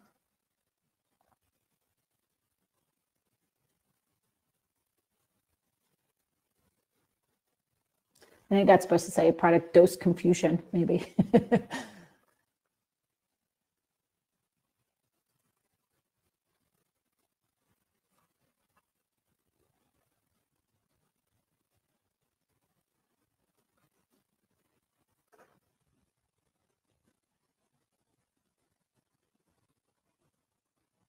Okay, so in interest of time, I'm gonna keep this open so you can keep giving your responses, but we are gonna move to the decision-making tree so we can see how we would go through this. So again, we always use this decision chart. It's such a great little tool to have. So we know that the incident happened intentionally or accidentally, right? We also know that it was caused by the patient, not the HCP. And we know that it was in the context of therapeutic use, meaning this verbatim describes a medication error. So it's not reported that the patient instructions in the label were confusing, just that the patient did not read them thoroughly, right? So that's something important to keep in mind. So here we go. We have a couple terms available. Again, you'll have this screenshot just to give you some possible answers or some choices that may have been seen in the past. But there is an LLT of unintentional use for unapproved indication, which captures both the accidental nature of the incident plus the LLT drug use for unapproved indication, which is more vague. So we do not capture the fact that the drug was actually finally administered with this code assignment. So it would be necessary to split code or code terms individually to capture the full information and to select the drug administration error in addition. With this LLT, we capture the accidental nature of the incident and why both the LLT's unintentional use for unapproved indication and drug use for unapproved indication can be used to capture the details of administration error, that the drug was taken for the wrong indication. So an LLT of off-label use in unapproved indication would be incorrect. Why is that? Because the verbatim does not describe an off-label use, right? And I did see someone did respond with product leaflet instruction confusion, and we had it here already highlighted. And the LLTs, you can see the LLTs underneath that term in this screenshot. And the reason why this would not be chosen is because these terms do not reflect what has been reported. So the patient didn't read the instructions thoroughly. It was not reported that the instructions themselves were confusing, right?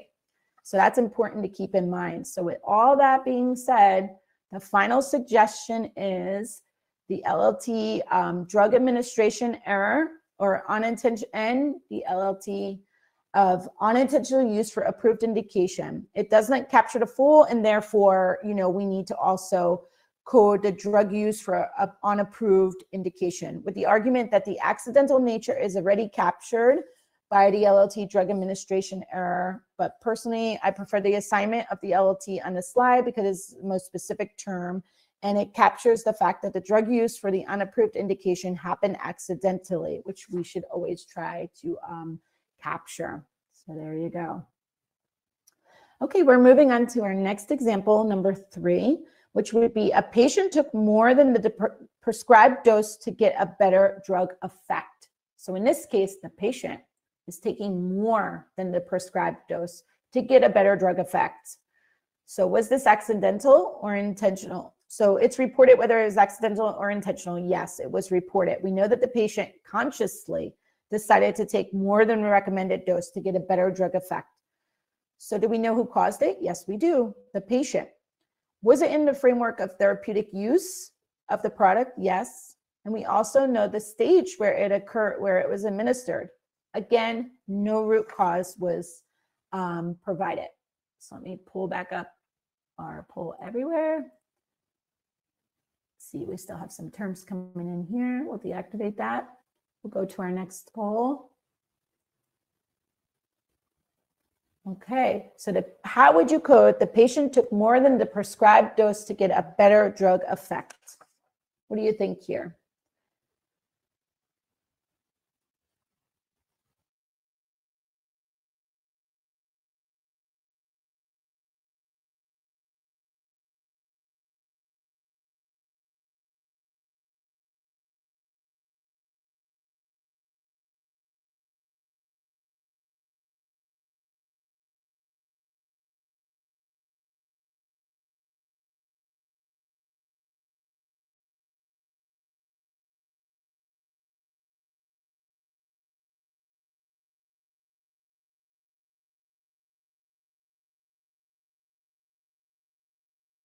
Okay, whoa, lots of fast responses coming in. Everybody's getting much quicker at this. I like it. Intentional misuse by dose change, intentional drug misuse.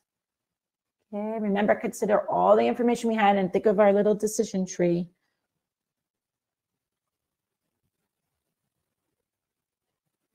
Intentional overdose. Okay.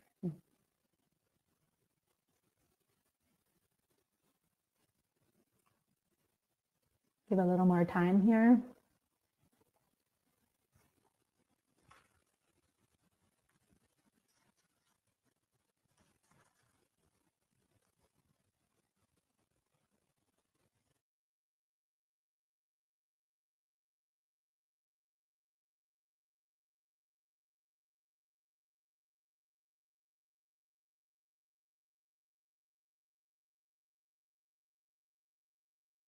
Getting a lot of responses in, which I love. Looks like there's multiple terms picked, but they are being picked multiple times, which is interesting. A lot of people thinking on the same wavelength.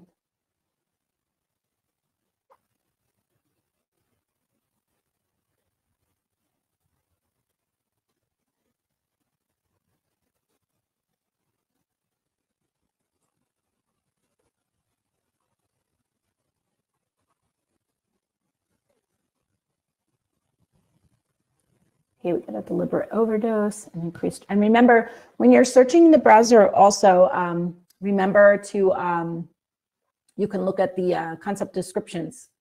You can open that and use that as a reference as well to see kind of what somebody's overdose, etc., stand for that we went through today, because I know it's a lot to remember. All right, looks like we got a bunch of responses in. So like I mentioned, I will leave this open for everyone as I go through our little decision tree. Okay, so now we'll go through our decision making. So patient took more than the prescribed dose to get a better drug effect. Let's look at our chart. So here we have a different scenario. We know that this was intentional, right? We also know that the patient caused this, not the HCP. And we know that it was for a therapeutic purpose, meaning the verbatim, the verbatim describes an intentional drug misuse in this case. So not a medication error, right? So here we have our examples of terms that can be considered, right? So the patient took more than a prescribed dose to get a better drug effect. So here are the screenshots showing the LLTs that maybe can be considered. So we have an LLT of unapproved dose administered. It's grouped under product use issue. So again, we have that available. The use of an unapproved dose is not necessarily incorrect when it occurs in the context of off-label use. It's open to multiple circumstances, etc. We have an LLT here of incorrect dosage administered. This represents a dosage administration issue or error, not an intentional misuse, right? So we can rule that out. Similarly, the LLT, wrong dose administered, it does not relate to an intentional misuse concept. It's grouped under the PT, incorrect dose administered, and represents a dose administration issue or error again. So we can kind of rule that one out. And then remember the difference between dose and dosage. And this is available, the difference between dose and dosage in the MedDRA concept descriptions that I showed you within the browser. So dose refers to a quantity to be administered at one time, such as a specified amount of the medication. And dosage refers to the determination and regulation of the size, frequency, and number of doses, meaning that dosage is a much broader term. And again, this can be referenced in the concept descriptions within the browser, and you have screenshots and everything of how to get there. Plus, if you watch the YouTube video of this, I show you how to get there in the browser if you need to reference that in the future. And I already mentioned that coding to the LLT intentional overdose would be inappropriate because more info about the drug and the label dose range would be needed, right? And again, I did mention that you can see the definition of overdose again within the concept description. So with all that being said, the final proposal for this term would be intentional misuse by dose change. I did see that come up quite a bit in the responses, so great job, everyone who chose that.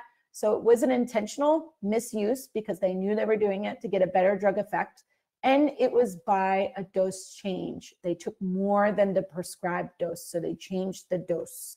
So great job, everyone who chose that. And it goes to the PT, intentional product misuse. All right. So we will move on to our fourth example, which is a doctor prescribed drug A off-label for suppression of preterm labor after careful risk-benefit assessment. So take all that in. So what does the verbatim tell us? Was it accidental or intentional? It does tell us that. We know that this was a conscious decision. We know who made the decision, right? The doctor. We also know that it was in the framework of therapeutic. Yes, it was. All criteria for classification of the incident as off-label use are met. It's also reported that the doctor used the drug off-label.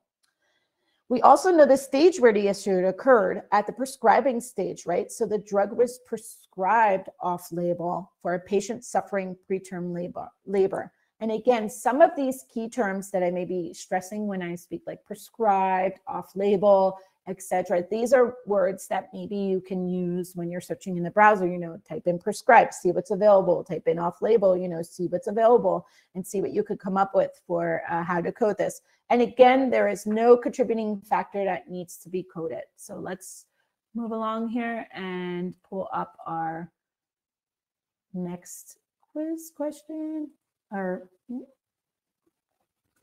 So the doctor prescribed drug A off-label for suppression of preterm labor after careful risk-benefit assessment. So give it your best shot. Give everybody a little bit of time. I'll be quiet so you can browse in peace, and then we'll come back.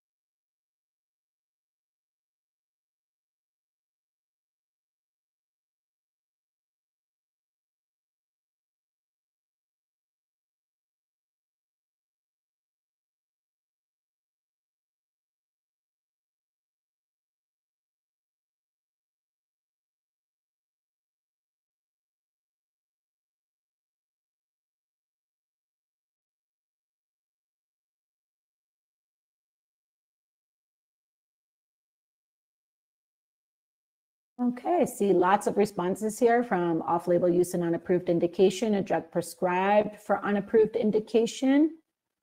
Looks like there's a lot of agreement here. I'm very happy to see all these responses. Product prescription issue, off-label use.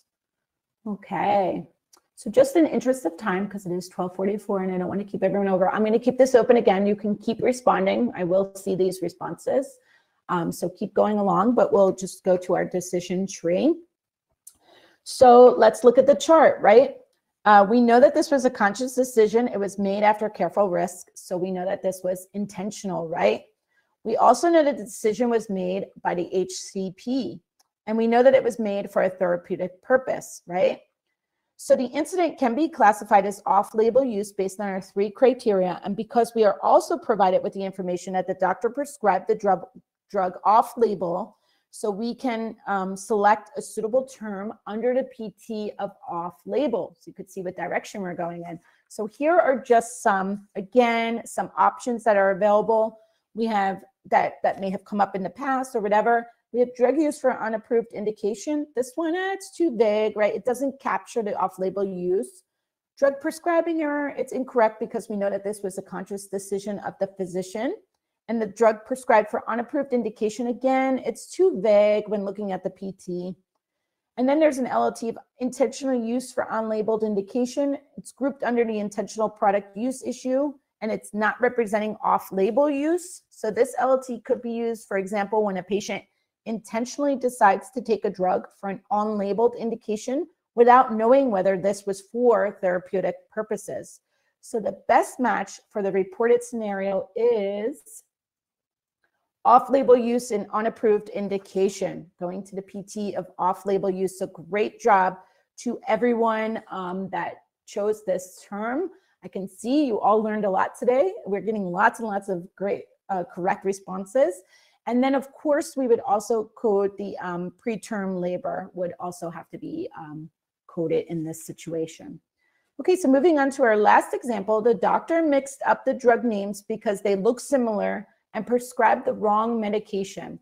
So in this case, we'll just click through. We know all of these exist. We know that it was accidental. We know who caused it. It was the doctor, right? We know it was in the context of therapeutic use, and we also know the stage where it occurred. And in this case, there was a contributing factor for this error was reported, right? A contributing factor is available within this term. So with that being said, let me open this up so you have some time to go through and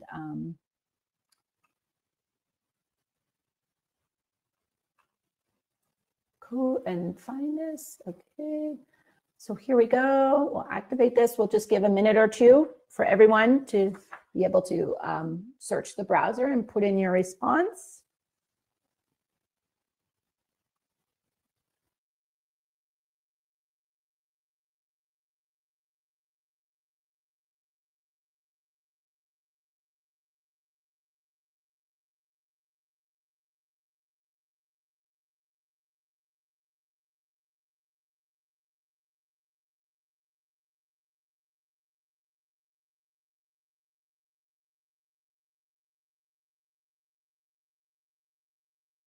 Again, a doctor mixed up the drug names because they look similar and prescribed the wrong medication. Let's see what you could come up with.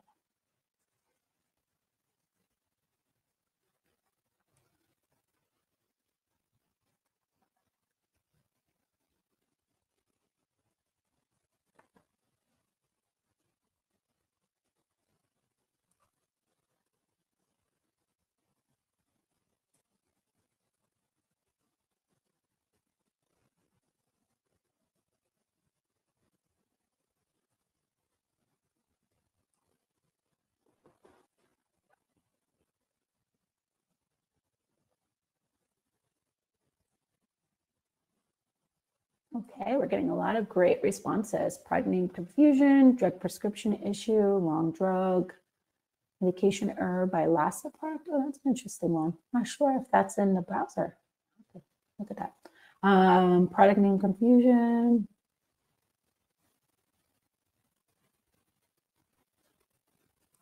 Okay, product and drug prescribing errors. Just give a little bit more time. And then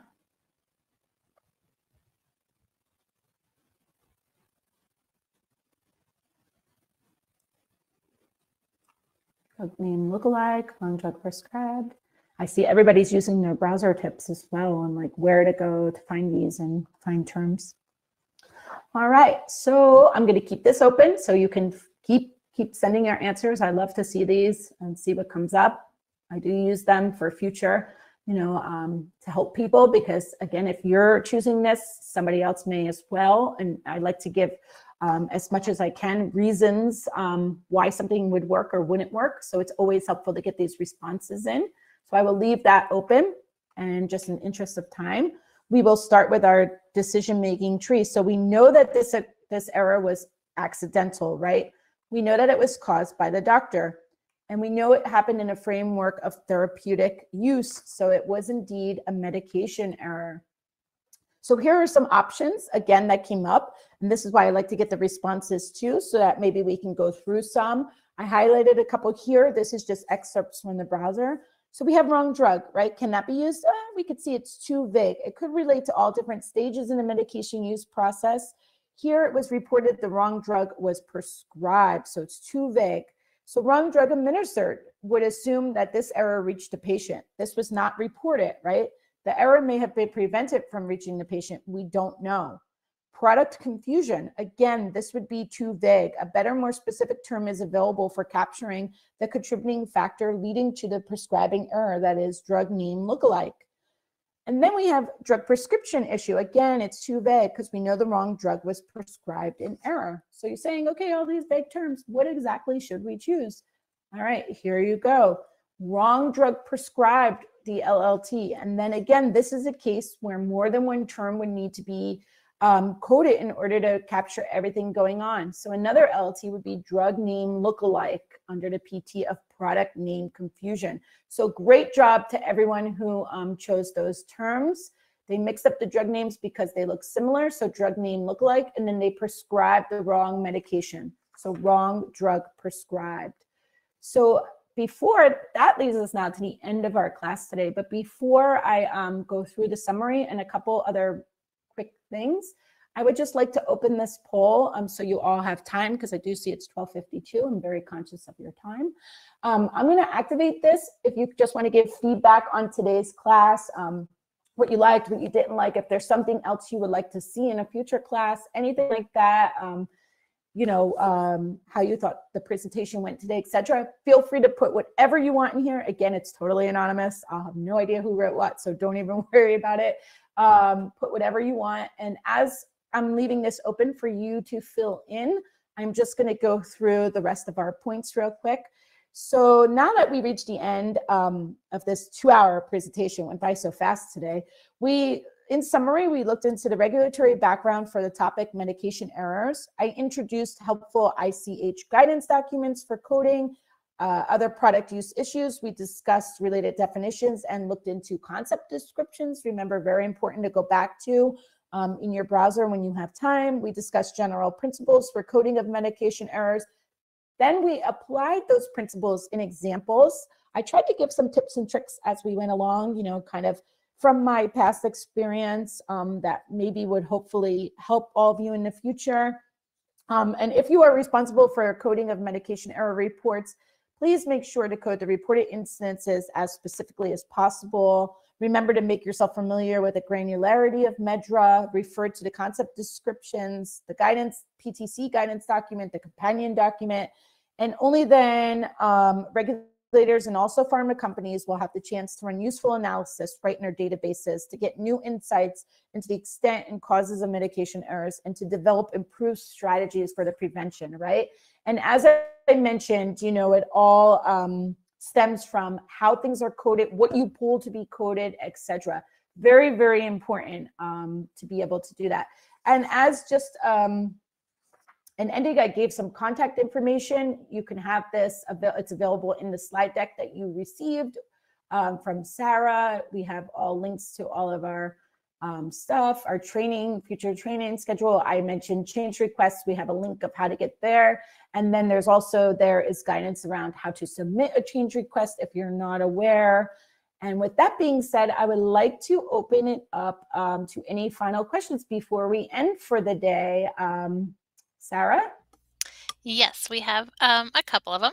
One is, what term should I use if the patient used contraindicated medication for a fertile adult without contraception? And the label is written to use contraception alongside the medication. The physician did not mention this information to the patient. Okay, so that's a very specific coding question there. So today I won't be answering kind of specific coding questions, but can you just read it again, the beginning part where it was just so I can have some stuff to type into the browser here. Sure. I think there was a piece. I'm not going to give a specific coding answer. I'm here to give you kind of the tools to decipher this stuff on the back end, like on your end within your organization and with your colleagues, your coding group, your safety physicians, your safety scientists, your clinical physicians, your clinical scientists, etc. So I can't give specific coding guidance on like specific terms, but I'll see if there's something in there I can piece together to kind of just guide you in the right browsing direction. Let me see. Can you just read it one more time? I'm sorry. Yep. If the patient used contraindicated medication for a fertile adult without contraception, in the label is written to use contraception along with the medication, but the physician did not mention this in the information to the patient. Yeah. Okay. So we do have some contraindicated terms available. So you can see here. And then as we spoke about, about the off-label use and all the other principles that we did go through today, maybe you can take this term and kind of apply some of those principles. Use the browser to your advantage. We do have contraindicated terms available that may help guide you in the right direction for how this should be coded, as well as use your colleagues. I'm not sure what group you're in or who you work with, but you can, ask the physicians, ask the safety scientists, ask your fellow coding colleagues if you're in the coding group and see what they have to say. Also check the points to consider the companion document for guidance, as well as if you have any internal coding conventions around a term like this. And if you don't, I would recommend if this is something that comes up often, maybe discuss it internally to your organization and then come up with a convention that would help guide you in the right direction for coding that term. Great. Are there any more questions? We might have another one similar. It says, if a patient reports benzodiazepine abuse in post-marketing context, should overdose be coded in addition to drug abuse if drug abuse in itself includes overdose? So abuse and overdose, we can go to the concept descriptions here, and you can see that abuse and overdose have different definitions. So again, if it's specifically stating abuse, I would use the browser to your advantage and look for a closest abuse term that we may have available, and not assume that an abuse is an overdose.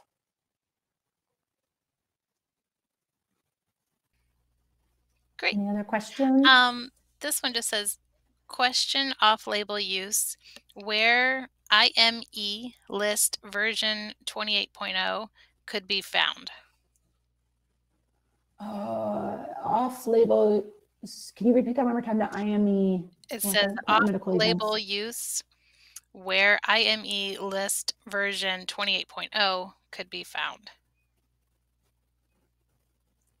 So they're asking something in a new version of MedDRA where off-label use. So the documents that I showed earlier, if you go to the website and you come here and you go to the PTC, click on that, and here are the documents I've been referencing, the points. I think that's what that's in reference to, and they can always clarify in the companion document. And you don't need any kind of username or password for that. Okay, any other questions? What is the best way to code a situation when a drug is prescribed and administered to a patient who hasn't completed a vaccination series, which is mandated in the drug label? Okay, so again, we're getting very specific coding questions, but so repeat the beginning again, I'm sorry. Yep. It says, what is the best way to code a situation when a drug is prescribed and administered to a patient who hasn't completed a vaccination series, which is mandated in the drug label? Okay, so prescribed and administered, it depending on what the outcome is, right? Is there something, there's not enough context behind that term for me to even give advice on it. But you know, if it's prescribed and administered, was there a problem with the prescription or the administration of it?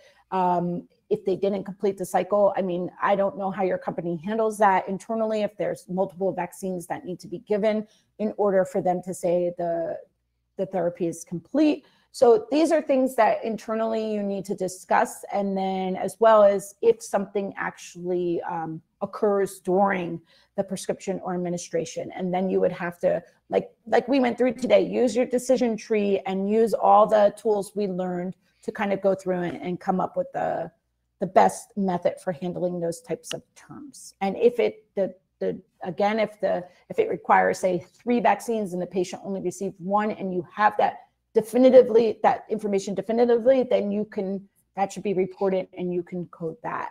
Maybe therapy interrupted, whatever the case may be. I don't have enough information again around it. That was very vague. So just something like that to keep in mind, just some points.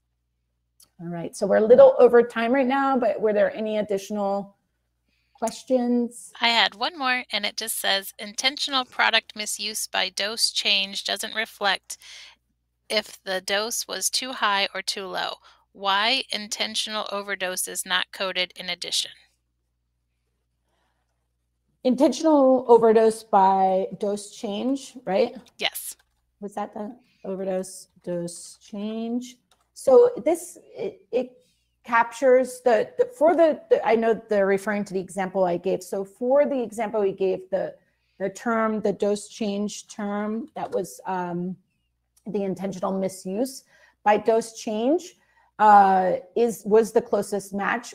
There was no mention of an overdose within that term at all. So you would have to factor that in. And if you receive a reported term that also mentions the overdose, then that would have to be factored in, captured, reported, and coded separately. But right now, we just knew that it was an intentional misuse by a dose change. Perfect. That's all the questions that we have for now. All right, great. Thank you all so much for taking the time. I know everyone's so busy with their day, and taking 2 hours out of it is not always an easy thing to do. So just from myself, I want to say thank you so much for doing that. I appreciate it. I hope you learned something. I hope you had a little bit more light shed on medication errors. And I hope maybe I will see you in a face-to-face soon, or another webinar. We can talk and go through exercises. We do have a Let's Code Together in April, at the end of April, that I do with my colleague Samina, and that's a nice way where we actually do go through real life coding examples. So more specifically to what, like, questions like that were being asked today. We will dive deeper into those. We don't take questions during the webinar, but we do use these points that come up in a webinar like today, and I can incorporate that into more detail to kind of go through like real world, real life examples. So it's a great webinar. If you haven't signed up and you are interested, feel free to do so. And I hope to see you all again. I wish you all a great rest of your day and a great rest of your week. Thank you very much. Bye-bye.